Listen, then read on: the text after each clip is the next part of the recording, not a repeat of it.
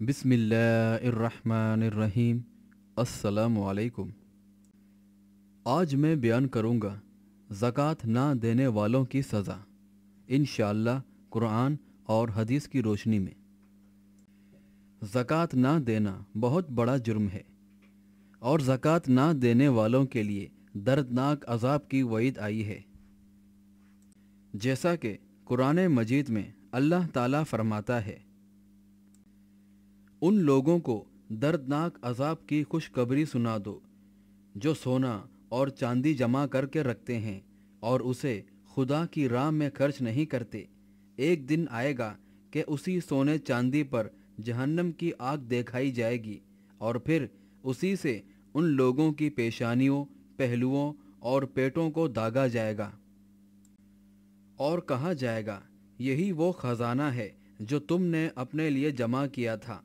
लो, अब अपनी जमा की हुई दौलत का मज़ा चखो। मुस्नद अहमद और सही मुस्लिम में हज़रत अबू हुरैरा रज़ी अल्लाह ताला अन्हो से रिवायत है कि रसूल अल्लाह सल्लल्लाहु अलैहि वसल्लम ने फरमाया, जो दौलतमंद शख्स अपनी दौलत की ज़कात नहीं निकालता तो क़यामत के रोज़ उसकी इसी दौलत की तख्तियाँ बनाकर जहन्नम की आग में गर्म की जाएंगी। फिर उनसे उसके पहलू, पेशानी और पेट को दागा जाएगा। ये ऐसे दिन में होगा जो 50,000 साल के बराबर होगा। यहाँ तक कि अल्लाह ताला बंदों का हिसाब कर ले, उसके बाद उसे जन्नत या जहन्नम का रास्ता दिखाया जाएगा।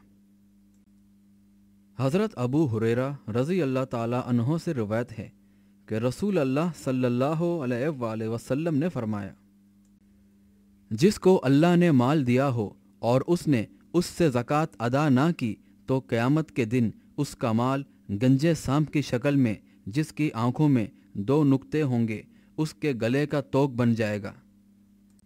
फिर उसकी दोनों बाजें पकड़कर कहेगा, मैं तेरा माल हूँ, तेरा खजाना हूँ। फिर उसके बाद रसूल अल्लाह सल्लल्लाहु अलैहि वसल्लम ने सूरह आल इमरान की ये आयत तिलावत फरमाई, जिन लोगों को अल्लाह ने अपने फजल से माल दिया है और उसमें कंजूसी से काम लेते हैं तो अपने लिए ये बखल बेहतर ना समझे, बल्कि ये उनके हक में बहुत बुरा है।